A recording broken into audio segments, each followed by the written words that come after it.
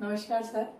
Sir, मेरा आज का प्रश्न था आपसे कि किसी भी क्षेत्र में सफल कैसे हुआ जाए। धन्यवाद। बैठिए आप।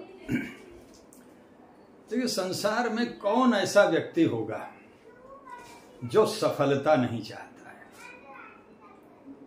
एक विद्यार्थी अपने अध्ययन काल में अच्छे अंक पाकर के सफल होना चाहता है।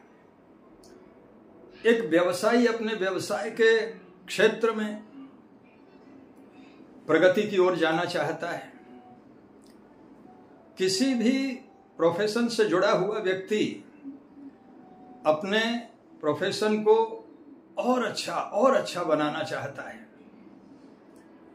कोई भी कलाकार हो, किसी भी क्षेत्र का व्यक्ति क्यों ना हो, वह चाहता है कि मैं किसी भी तरह से फर्श से अर्श पर पहुंच जाऊं। पर यह संभव है क्या? बिल्कुल संभव है। मैं जिस समय विद्यार्थियों को पढ़ाता हूं, उस समय सफलता के सूत्रों की चर्चा करता हूं। मैं यहां पर इस वीडियो के माध्यम से आज उन्हीं सूत्रों में से 2 सूत्रों की चर्चा करूंगा पार्ट 1 में, और सेकंड पार्ट में अन्य बिंदु की चर्चा करूंगा। इस प्रकार से लगभग 10 बिंदु 5 पार्ट में आप लोग सुन सकेंगे। और जो भी इस वीडियो को देख रहे हैं, निश्चित समझिए, चाहे आप विद्यार्थी हैं, चाहे व्यवसायी हैं, चाहे किसी भी प्रोफेशन से जुड़े हुए व्यक्ति हैं, किसी भी क्षेत्र के आप व्यक्ति हों, इन सफलताओं के सूत्र को अगर आप अपने व्यवहार में ढाल लेते हैं तो निश्चित रूप से आप बुलंदियों पर पहुंच जाएंगे। हां, पर एक काम करें, इसके लिए इस चैनल को सब्सक्राइब करें और लाइक करें, और अगर आपको लगे कि वीडियो अच्छा लगा तो एक कमेंट भी दे दें, अच्छा लगता है पढ़ करके।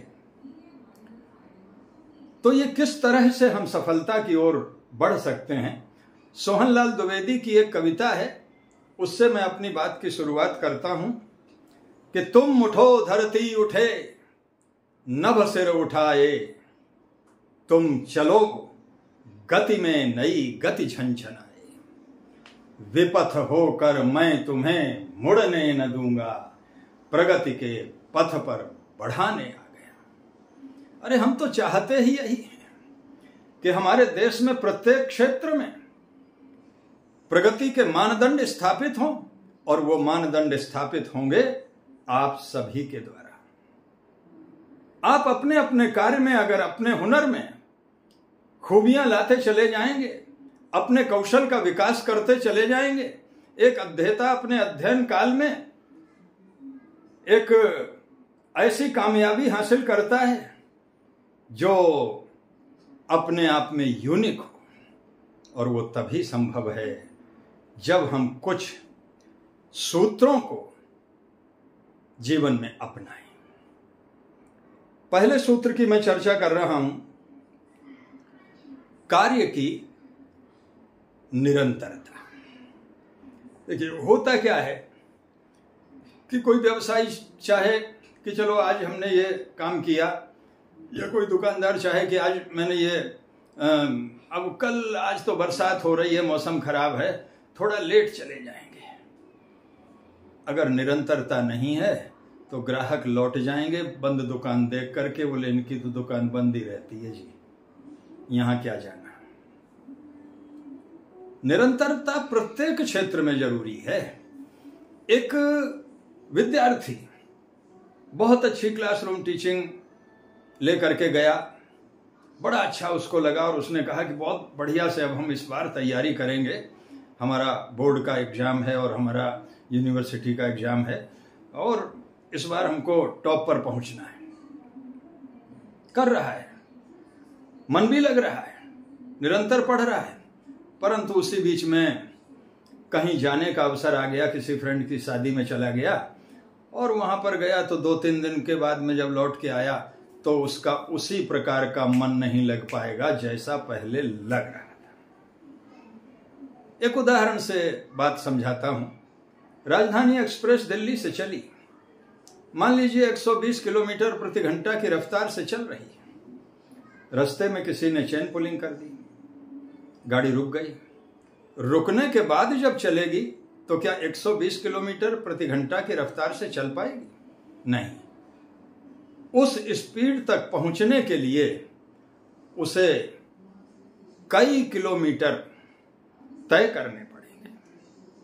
उसी प्रकार से एक बार यदि बीच में अंतराल आ जाता है, अवरोध आ जाता है, निरंतरता बाधित हो जाती है, तो फिर वही त्वरा, वही उत्साह हमें दिखाई नहीं देता। इसलिए अपने प्रत्येक कार्य को, जिस क्षेत्र में आप हो, उसमें एक निरंतरता बना करके रखें कि हमारी जो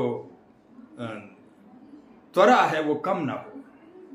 हम रोज नियमित उस साधना को करते जाएं, क्योंकि नियमित साधना जब होती है तो एक कमाल पैदा होता है। संगीतकार अगर 3 दिन रियाज करके 1 सप्ताह छुट्टी पे चला जाए, उसके बाद में अगर फिर से वो अपना तान पूरा लेकर के बैठेगा तो उसके स्वरों में वो वाली नीड़ नहीं आ सकेगी। इसीलिए कहा गया है कि अभ्यासेषु कर्मसु कौशलम आवहति। निरंतर अभ्यास के द्वारा ही व्यक्ति के कर्म में कौशल का विकास होता है। और यहां तो देखो भाई, क्वालिटी का महत्व है। आपका कौशल जितना अच्छा होगा उतनी ही आपकी वैल्यू, उतना ही आपका महत्व बढ़ता चला जाएगा अपने क्षेत्र में। एक और बिंदु की चर्चा करते हैं, समय प्रबंधन की। आजकल कुछ इस प्रकार की जीवन शैली हो गई है कि लोगों का सोने का समय, जगने का समय, काम करने का समय एक प्राकृतिक नहीं रहा।